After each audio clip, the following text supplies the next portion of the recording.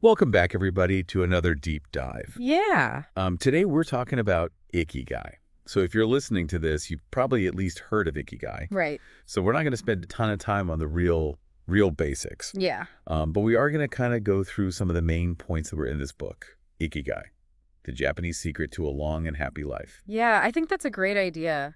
People are really interested in this concept, and this book really lays it out in a way that's easy to understand and apply. Absolutely. And it's practical. Yep. Like, it's not just this, like, airy-fairy philosophical concept. Right. It actually gives you tools and things that you can implement in your life. Yeah, it's very action-oriented. Yeah.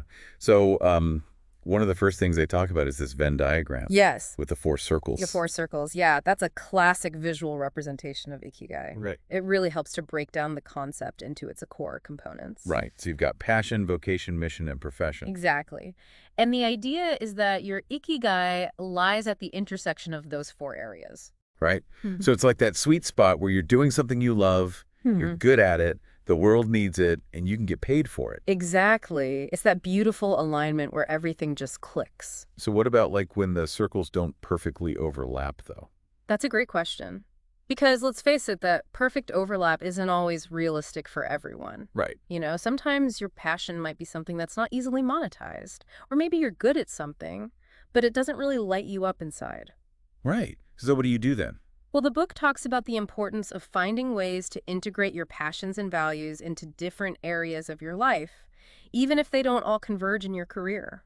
Right. So it's not like giving up on your passions just because you can't make a living from them. Exactly. It's about finding ways to weave them into your life in a way that feels fulfilling and meaningful. So it's about like creating a life that's rich in activities and pursuits that bring us joy and meaning. Exactly. Even if they don't all fit neatly into one box. Exactly. And this is where I think the Okinawans offer some really valuable insights. They have this amazing ability to find joy and purpose in everyday activities. Yeah, Okinawa is like the land of longevity, right? Absolutely. They have one of the highest concentrations of centenarians in the world. People living to be 100 or older. Exactly. And researchers have studied them extensively, trying to figure out what their secret is. Yeah. Well, it's not just one thing. It's a combination of factors. Their diet plays a big role. It's very plant-based, with lots of fresh vegetables, tofu, and fish. That makes sense. They also place a lot of emphasis on community and social connections. They have these strong social networks called moais, which provide support and a sense of belonging. I've heard of those. And they stay active throughout their lives. Not necessarily in a gym kind of way, but through gardening, walking, and other activities that keep them moving. So it's like they've found a way to make movement a natural part of their daily lives. Exactly. And they also have a very relaxed and mindful approach to life. They don't seem to get caught up in the hustle and bustle in the same way that we do in many Western cultures. It's like they've mastered the art of slowing down and savoring the moment. Precisely. And I think that's a big part of their secret to longevity and happiness. They're not constantly striving or rushing. They're present and engaged in whatever they're doing, whether it's gardening, chatting with friends, or simply enjoying a cup of tea. So it's not like we all have to move to Okinawa to live a long and happy life. Right. But we can learn from their example. Absolutely. We can incorporate some of these principles into our own lives. Like, specifically, what are some things we can do? Well, one thing is to focus on building strong social connections. Spend time with loved ones, join a club, or volunteer in your community. Nurturing those relationships is essential for well-being. Yeah, those connections are so important. Absolutely. And another thing is to prioritize movement. Make it a part of your daily routine, even if it's just a short walk or some stretching. Find activities you enjoy that get you moving. Like dancing. Exactly. Or gardening, hiking, swimming, whatever brings you joy and gets your body moving. And what about diet? What kind of dietary changes could we make? Well, as I mentioned, the Okinawan diet is very plant-based. So incorporating more fruits, vegetables, and whole grains into your meals is a great place to start. And pay attention to portion sizes. You don't have to deprive yourself, but be mindful of how much you're eating. That makes sense. And don't forget to savor your food. Eat slowly and really taste what you're eating. It's not just about fueling your body. It's about enjoying the experience. It's about being present with your food. Exactly. And another important aspect of the Okinawan lifestyle is stress management. They have various techniques for staying calm and centered, including mindfulness practices, deep breathing, and spending time in nature. That makes sense. We all need ways to de-stress and recharge. Absolutely. So finding activities that help you relax and unwind is essential, whether it's meditation, yoga, spending time in nature, or something else entirely. Make time for those things that bring you peace and help you manage stress. This is all so interesting, but I have to admit, sometimes these descriptions of other cultures can feel a little bit intimidating. Right. Like, how are we supposed to replicate this in our own busy modern lives? That's a valid point. I mean, we can't all just drop everything and move to Okinawa. Right. But the book does offer some more practical advice on how to apply these principles in a way that's realistic for our modern lifestyles. Okay, so what are some of those more practical tips? Well, one thing the book emphasizes is the importance of finding your flow. Flow. Like going with the flow, or is this something more specific? It's more specific than that flow is a state of total absorption in an activity where you're so engaged that time seems to melt away, you're completely present, and there's a sense of effortless focus and enjoyment. I think I've experienced that before when I'm writing and the words are just pouring out of me. I completely lose track of time. It's like I'm in a zone where everything just clicks. Is that what flow feels like? That's a perfect example. That feeling of being completely present and engaged, losing yourself in the activity. That's the essence of flow. And the book suggests that these flow states are not just enjoyable, they can actually contribute to a deeper sense of meaning and purpose. Interesting. When we're in a state of flow, we're often utilizing our strengths and passions to their fullest. We're challenged but not overwhelmed. We're engaged but not stressed. And in those moments, we can get glimpses of what truly makes us tick. It's like those flow states hold clues to our unique gifts Exactly. and how we can share them with the world. Exactly. Now, the book outlines 3 main conditions that are necessary for achieving flow. Okay, I'm listening. First, you need the right level of challenge. The activity can't be too easy or you'll get bored, but it can't be too difficult either, Right. or you'll get frustrated and give up. It's like finding that Goldilocks zone. Exactly. The second condition is complete focus. No distractions, no multitasking, just you and the task at hand. That sounds challenging. It can be, but it's worth it. Yeah, and how do we cultivate that kind of focus? Well, mindfulness practices can be really helpful. Like meditation can train your mind to stay present and resist distractions. But it doesn't have to be formal meditation. Even just bringing your attention to the present moment, noticing your breath, engaging all your senses in the activity you're doing can help. It's like training our minds to be more present. Exactly. And the third condition for achieving flow is clear goals and feedback. Yeah. You need to know what you're aiming for and be able to see your progress. It's not just about mindlessly doing something. Right. It's about having a purpose, a desired outcome, and a way to track your progress towards that goal. So when all 3 of these conditions are met, that's when the magic of flow happens. Exactly. That makes sense. And how does this idea of flow connect to the broader concept of Ikigai? Well, the book suggests that flow states can actually guide us towards our Ikigai. Think about the activities that consistently put you in a state of flow. What do they have in common? What skills or passions are you utilizing? What needs are you fulfilling?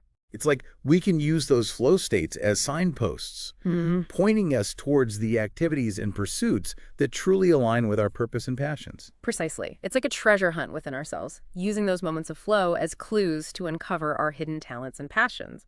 And, sometimes those flow states don't emerge in our work lives. They might show up in our hobbies, volunteer work, or even our interactions with loved ones. Yeah, I get that. It's not just about finding a job that puts us in a flow state all the time. Yeah. It's about creating a life that's rich with activities that bring us joy and a sense of purpose, Exactly. regardless of whether they're paid or unpaid. Absolutely. It's about designing a life that allows us to tap into those flow states regularly, whether it's through our work, our passions, our relationships, or our contributions to the community. It's about creating a life that feels aligned and brings us a sense of fulfillment. Well, this has been super fascinating already, and I'm excited to dive even deeper after a quick break. Absolutely, me too. There's so much more to explore. We'll be right back. Yep. Stay tuned. See you soon. Welcome back to our deep dive into Ikigai. Before the break, we were talking about flow and how it can be this indicator of when we're really in alignment with our Ikigai. Yes, exactly. Those moments when you're so absorbed in an activity that time seems to fly by, those are the moments when we're really tapping into something special. Right. It's like we lose ourselves in the moment and we're completely present and engaged. Exactly. And the book suggests that those flow states are not only enjoyable, but they can actually be incredibly insightful.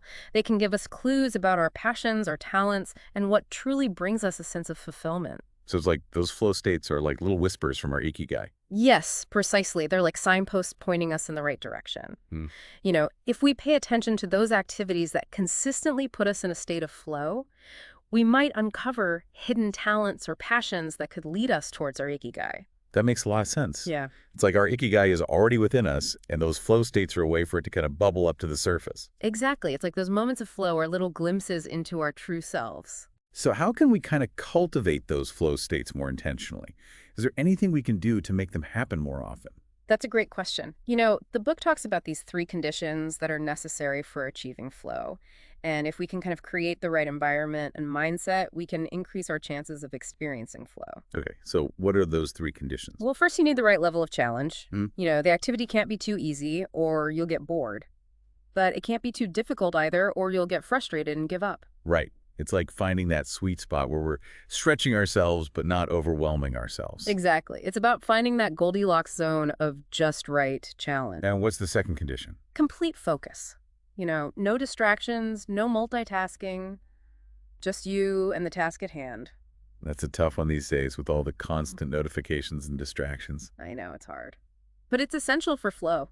You have to be able to really immerse yourself in the activity and shut out the rest of the world, even if it's just for a short period of time.